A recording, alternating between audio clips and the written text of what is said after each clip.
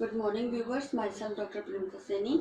आज हम BEd first year के pedagogy of social science subject के अंतर्गत विनोबा भावे जी के जो सामाजिक कार्य है, आज हम उनकी स्टडी करेंगे।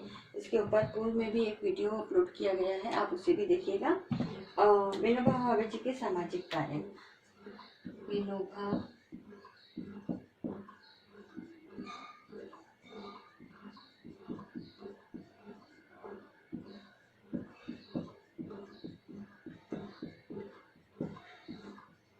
सामाजिक कार्य यानी उन्होंने कौन कौन से वो समाज सुधार संबंधी कार्य किए, तो अभी हम उसको कुछ बिंदुओं के अंदर स्टडी करेंगे।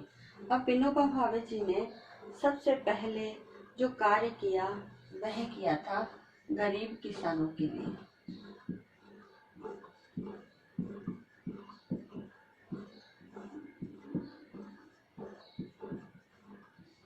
हेतु भूदान आंदोलन।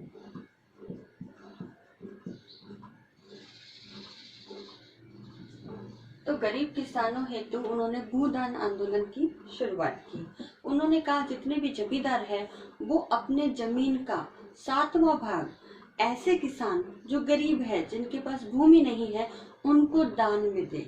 और उनको दान में देने के इस कंसेप्ट, इस विचार को ही आगे चल करके एक आंदोलन का रूप उन्हें प्रदान किया। और इसकी शुरुआत उन्होंने सबसे पहले आंध्र प्रदेश के गांव के अंतर्गत शुरुआत की और धीरे धीरे ये आंदोलन पूरा राष्ट्रव्यापी रूप लेता चला गया।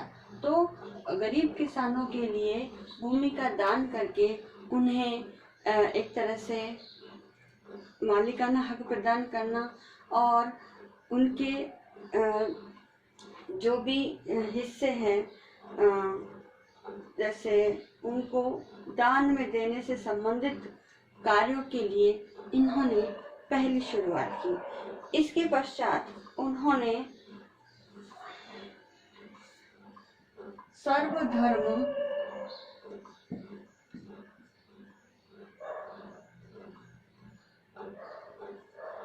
के प्रति एकता का भाव विकसित किया।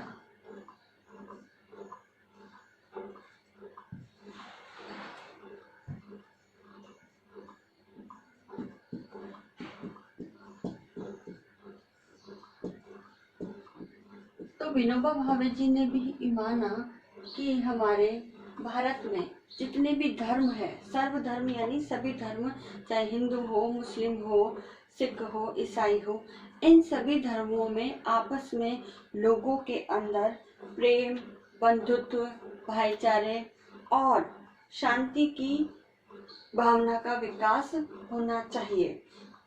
और सभी धर्म यानी हिंदू, मुस्लिम, सिख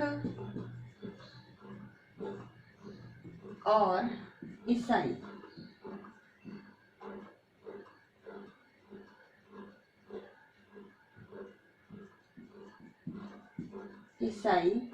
तो ये जो सभी धर्म है, इन सभी धर्मों में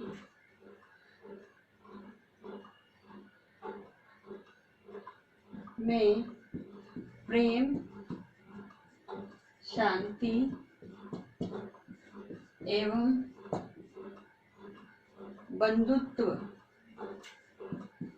बंधुत्व की भावना का विकास इनमें होना चाहिए। तो इसके लिए उन्होंने अथक प्रयास शुरू किए। साथ ही जो सर्वधर्म है,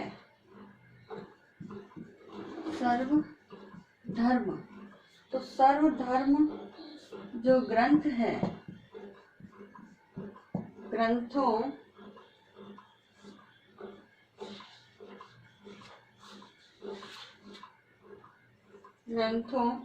के द्वारा भी प्रेम और शांति की शिक्षा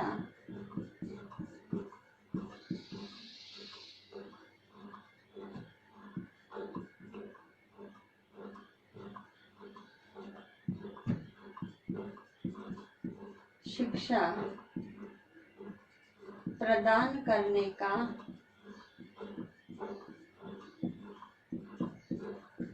कार्य भी इन्होंने किया।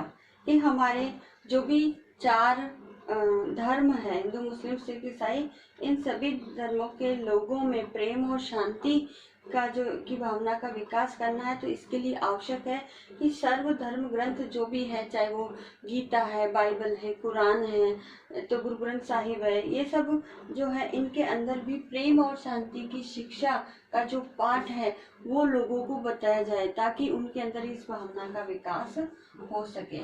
इसके साथ ही उन्होंने गांधी जी के विचारों से ज्यादा प्रेरित थे। तो गांधी जी के विचारों से प्रेरणा उन्हें प्राप्त हुई। उसमें सत्य,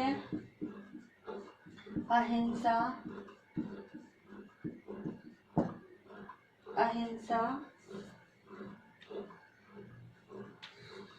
और सत्याग्रह के माध्यम से स्वतंत्रता संग्राम में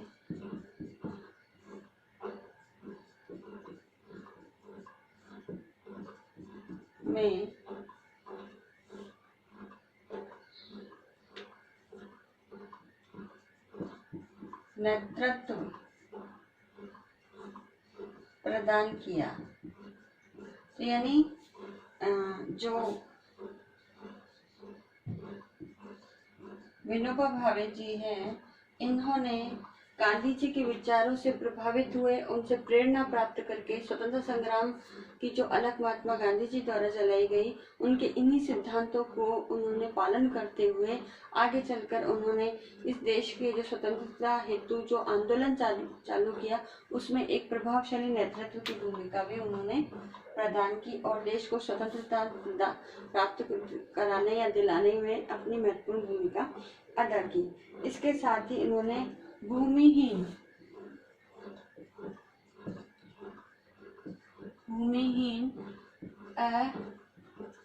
अस्पृश्य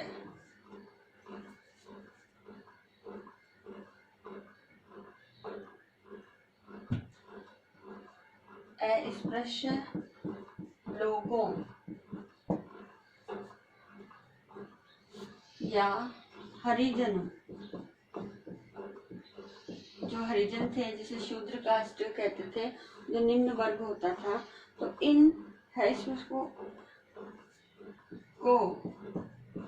एक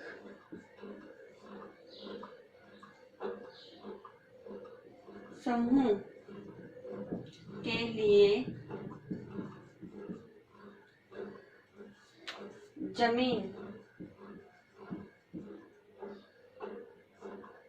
जमीन उपलब्ध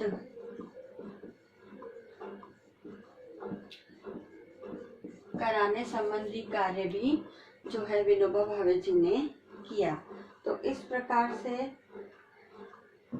भूमि सुधार कार्यक्रम के द्वारा जो विनोबा भावे जी हैं, उन्होंने बहुत ही अथक प्रयास किए।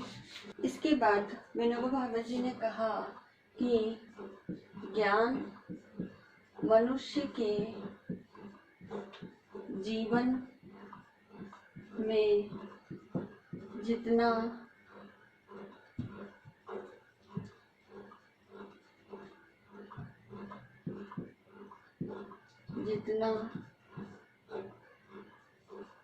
घुल जाता है, उतना ही वह कर्म में भी रंग जाता है। इस प्रकार मनुष्य जीवन में शिक्षा यानी ज्ञान के महत्व को उन्होंने प्रतिपादित किया कि ज्ञानवान मनुष्य अगर होता है तो वह ज्ञान उसके कर्मों में भी दिखाई देता है। दूसरी उन्होंने बात की कि राष्ट्र का चरित्रवान होना आवश्यक है।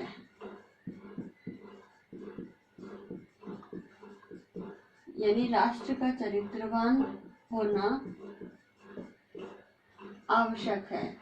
तो राष्ट्र का चरित्रवान होने से तात्पर्य है कि राष्ट्र के जो व्यक्ति है, नागरिक है, जो लोग हैं, वो चरित्रवान होने चाहिए। और वो अगर चरित्रवान होंगे तो जो भी योजना हम बना रहे हैं राष्ट्र के विकास के लिए, वो योजना उतनी ही सफल होगी। तो ये आना आवश्यक है योजना की सफलता हेतु।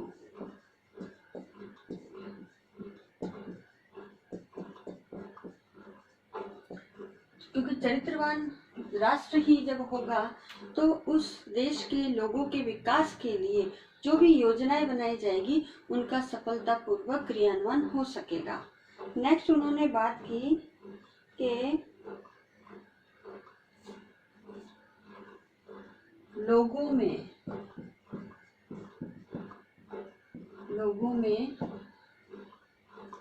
नई कल्पना,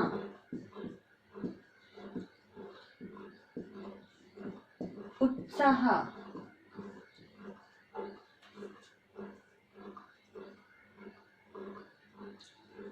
नई खोज एवं स्फूर्ति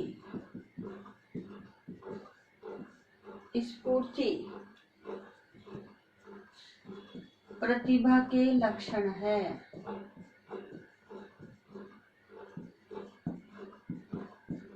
यानी व्यक्तियों के अंदर हमेशा नई ऊर्जावान उस व्यक्ति को होना चाहिए, वो प्रतिभावान होना चाहिए। और प्रतिभा का अर्थ है कि व्यक्ति के अंदर नई कल्पना, नया उत्साह, नई खोज और एक स्फूर्ति होनी चाहिए। यही प्रतिभा के लक्षण है और भारत के सभी व्यक्तियों में इस प्रतिभा का होना उन्होंने आवश्यक बताया। नेक्स्ट उन्होंने जो बात करी वह करी कि व्यक्तियों का सहनशील होना आवश्यक है। क्योंकि भारत जिस दौर से उस वक्त अंग्रेजों के शासन से गुजर रहा था, उसके जो अत्याचारों से,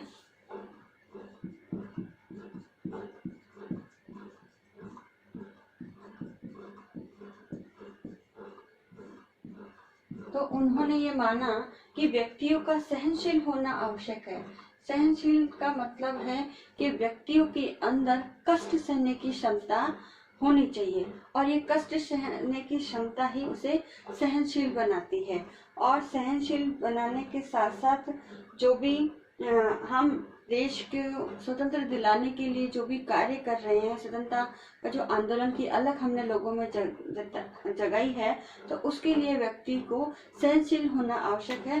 तभी हम भारत को स्वतंत्रता दिला सकते हैं, ये उन्होंने महसूस किया। इसके साथ ही उन्होंने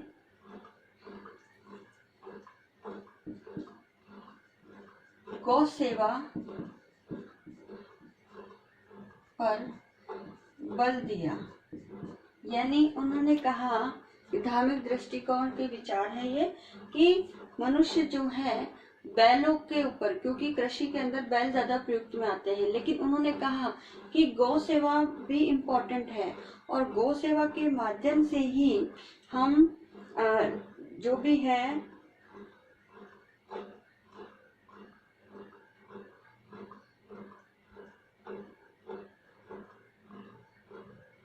तो गायों की सेवा करके ही हमें क्या हो सकता है, दूध की प्राप्ति। और हमें हमारे जीवन में अगर भोजन के अंदर दूध की उपलब्धता को बनाए रखना है तो उसके लिए गाय भैंस जो भी है जिनसे हमें दूध की प्राप्ति होती है उनका ध्यान रखना, उनकी सेवा करना आवश्यक है। और इसलिए उन्होंने धार्मिक दृष्टिकोण के आधार पर ही गायों को माता समान और बैल को पिता के समान का दर्जा दिया, और ये कहा कि जब हम गौ सेवा करते हैं तो इसी से ही भगवान भी हमसे प्रसन्न होता है। नेक्स्ट उन्होंने जो थॉट कहा वो ये था कि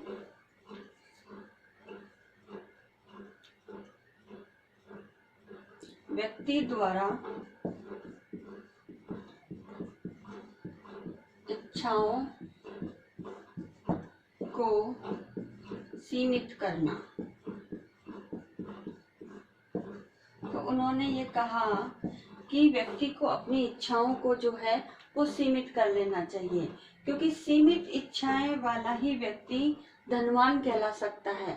यदि किसी व्यक्ति के पास बहुत ज्यादा धन हो लेकिन उसकी इच्छाएं बहुत ज्यादा हो तो ऐसा व्यक्ति गरीब है, उसे धनवान नहीं कहा जा सकता। इसके पश्चात हिंदी भाषा को उन्होंने महत्व दिया।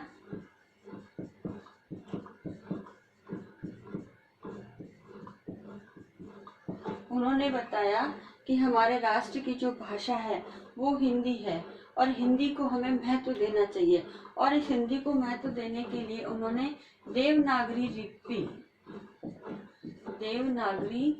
लिपि को महत्वपूर्ण माना।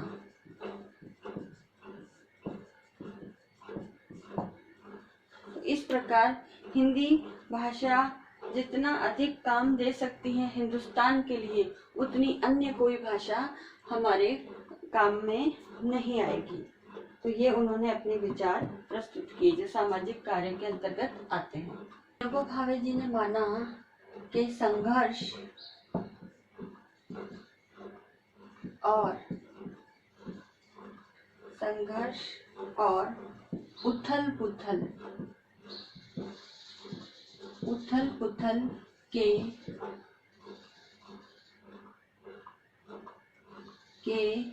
बिना जीवन नीरस है।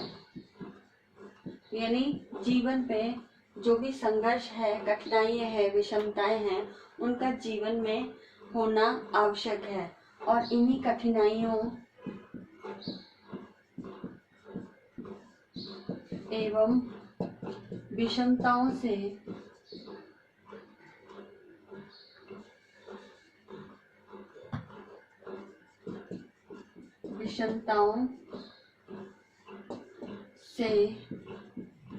व्यक्ति सहनशील बनता है।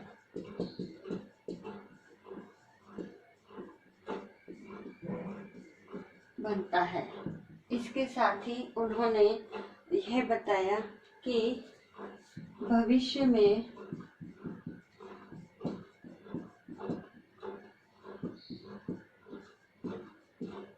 स्त्रियों का महत्व अधिक होगा, क्योंकि विनोबा भावे जी का मानना था कि जैसे ही देश स्वतंत्र होता है उसके बाद स्त्रियों की गरिमा, उनका सम्मान, उनका गौरव बढ़ेगा, क्योंकि समाज पर यदि कोई भी अंकुश लगा सकती है तो वो स्त्रियां हैं, और समाज को एक सही दिशा में डाइवर्ट करने के लिए, उस समाज का विकास करने में स्त्रियों का महत्वपूर्ण योगदान है। इसके लिए शंकराचार्य ने भी कहा कि स्त्रियों के समान कोई निष्ठावान व्यक्ति आज संसार में मौजूद नहीं है। यानी स्त्रियों को महत्व देने से संबंधित विचारों का समर्थन करते हुए विनोबा भावे जी ने भविष्य में स्त्रियों की इम्पोर्टेंस को लेकर के अपने विचार प्रस्तुत किए, जो समाज में स्त्रियों का सम्मान दिलाने, उनके वापस उनका जो गौरव है उन्हें पुनः स्थापित करने से संबंधित रहे। इस प्रकार उन्होंने कहा कि व्यक्ति की पात्रता अनुसार ही भिक्षा प्रदान की जाए। यानी ऐसा व्यक्ति जो स्वस्थ है, हष्ट पुष्ट है, कर्मठ है, कार्य कर सकता है, उसे भिक्षा देने की आवश्यकता नहीं, बल्कि ऐसा व्यक्ति जो वास्तव में भिक्षा की पात्रता रखता है उसे ही भिक्षा प्रदान देना चाहिए। ये उन्होंने अपने विचार प्रस्तुत किए। साथ ही उन्होंने अभिमान को जीवन में महत्वहीन बताया। कहा यानी हमें हमारे जीवन में अभिमान नहीं लाना चाहिए। अभिमान से तात्पर्य है कि इस जैसा भयानक उन्होंने दूसरा अन्य किसी गुण को या अवगुण को नहीं माना। यह अवगुण ही है, तो मानव जीवन को सही रूप से, सुचारू रूप से चलाने के लिए हमारी जीवन शैली में अभिमान नहीं होना चाहिए। तो उन्होंने इस बात पर भी बल दिया। साथ ही जो भी योजना है उन योजना के सभी पहलुओं पर विचार करके ही क्रियान्वयन करने पर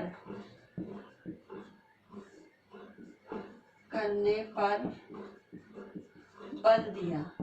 तो विनोबा भावे जी ने माना कि हम समाज के विकास के लिए जो भी योजनाएं बना रहे हैं वो योजना इस प्रकार से होनी चाहिए जिस पर उसे क्रियान्वयन से पहले उसके सभी पहलू, चाहे वो सामाजिक है, आर्थिक है, राजनीतिक है, इन सभी पहलुओं पर अच्छी तरह से विचार करते हुए ही हमें समाज के विकास के लिए उस योजना को प्रभावी रूप से लागू किया जाना चाहिए।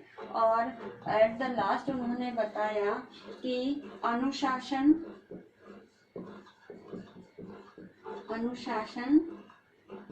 लक्ष्यों एवं उपलब्धि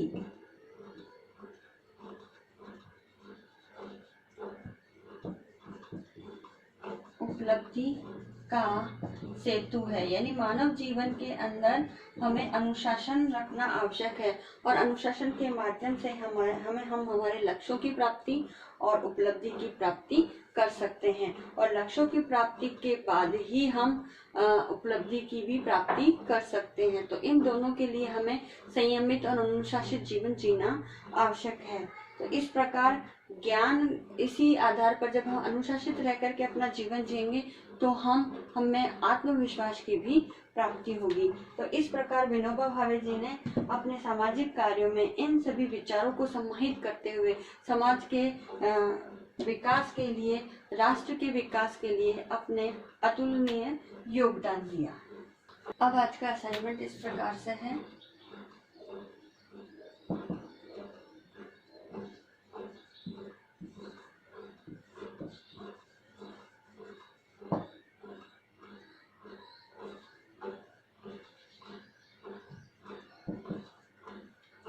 इसमें आपको एक क्वेश्चन दिया जाता है कि विनोबा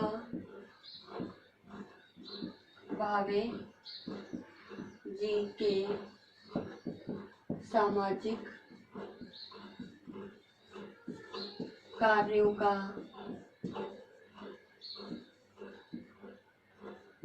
उल्लेख कीजिए।